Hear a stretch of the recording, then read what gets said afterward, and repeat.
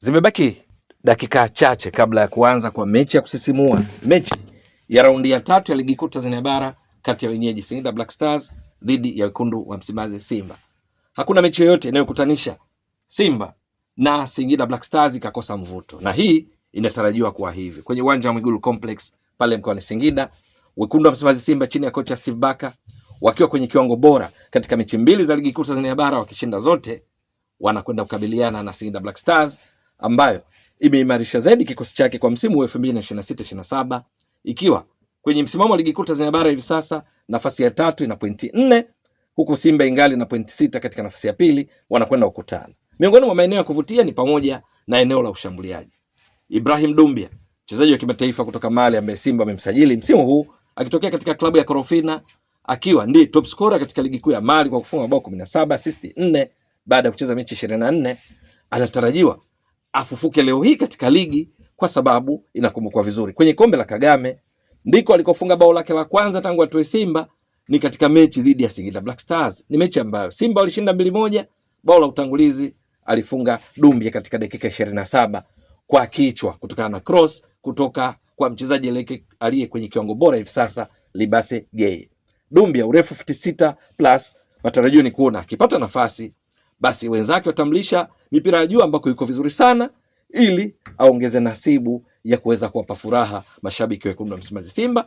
Lakini wakati huo kwa mabeki wa Singida Black Stars watakuwa na kazi ya ziada kumdhibiti, hasa kwenye mipira ya juu, kwa sababu Singida Black Stars wameonyesha licha ya kuwa imara zaidi msimu huu katika eneo hilo, wakimrejesha Benjamin Tanim kama miongoni mwa mabeki wao, mchezaji kimataifa kutoka Nigeria ambaye amerejea baada ya kuwa hapo Singida Black Stars, halafu akaenda kutafuta malisho zaidi nje ya Afrika kabla ya kurejea tena.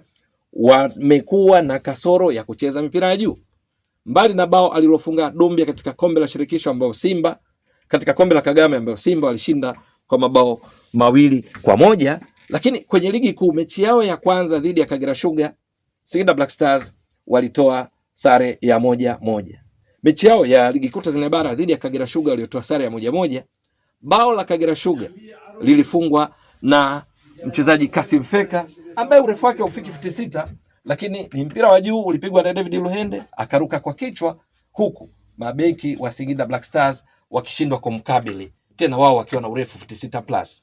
Kwa sababu hiyo ni eneo ambalo kama Simba watalitumia vizuri, na hasa kwa kumpelekea mipira Dumbia endapo atakuwepo uwanjani, basi inaongeza nasibu ya Simba kufunga.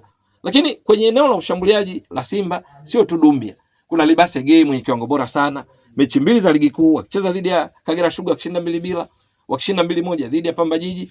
Yeye Libase Gay amekuwa mchezaji bora wa mechi zote hizo. Simba ikifunga mabao 4, imeruhusu bao 1 katika mechi mbili. Assist 3 zimetokana na yeye, lakini bao lingine lilofungwa na Mwamba Lusaka Clatous Chota Chama lilitokana na jitihada za Libase Gay kupiga shuti katika mechi dhidi ya Pamba Jiji, kipa akautema, halafu Chama akaweka wavuni. Kwa lugha nyingine, Libase Gay amehusika mabao yote 4 ya Simba. Lakini kuna Anise Ura yupo kwenye kiwango bora sana, kuna Keleso Makhalwa. Ni tatizo kwa mabeki wa timu pinzani zinazocheza dhidi ya Simba. Lakini eneo la kati pale ambapo anapatikana Yusuf Kagoma, aliyepungua ni Ibrahim Jabbar, alipata kadi nyekundu dhidi ya Pamba. Tutataka kuona leo hii wanapocheza dhidi ya Singida, kocha Steve Barker anakuja na suluhisho lipi katika eneo hilo. Lakini nakumbukwa anao wachezaji kadhaa akiwemo akina Neo Maema, yupo Morris Abraham, wote wako kwenye kiwango kizuri.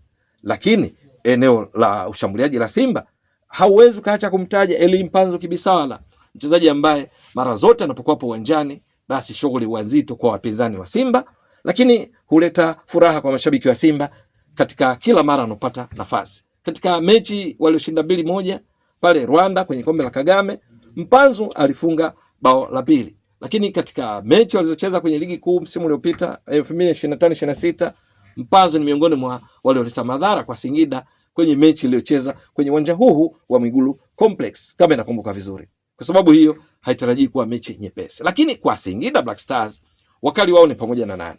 Kuna Jonathan Soa ambaye msisimko wake unatokana kule kwamba msimu uliomalizika alikuwa Simba, lakini kwa yale ambayo anayajua Jonathan Soa, wanayajua management ya Simba, wakaachana. Simba walimpata kutoka Singida Black Stars.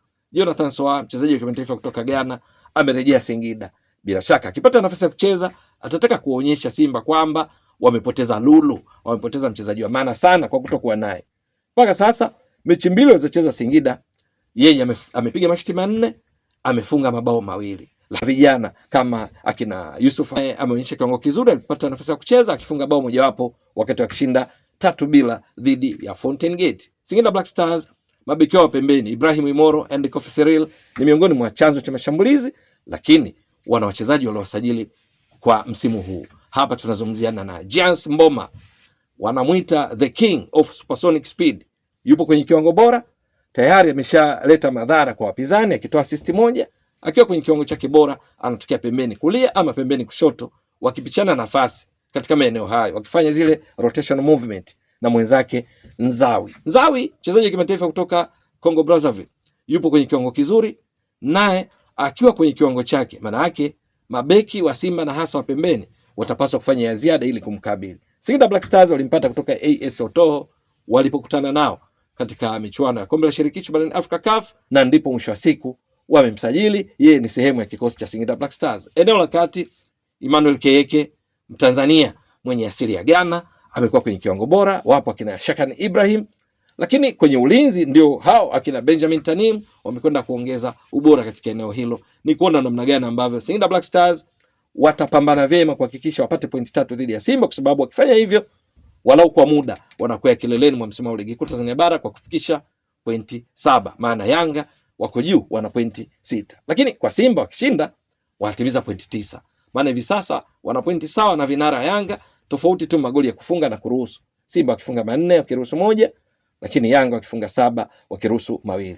Umiliki wa mpira Simba kwa wastani mpaka sasa ni 54%, Singida Black Stars ni 60%.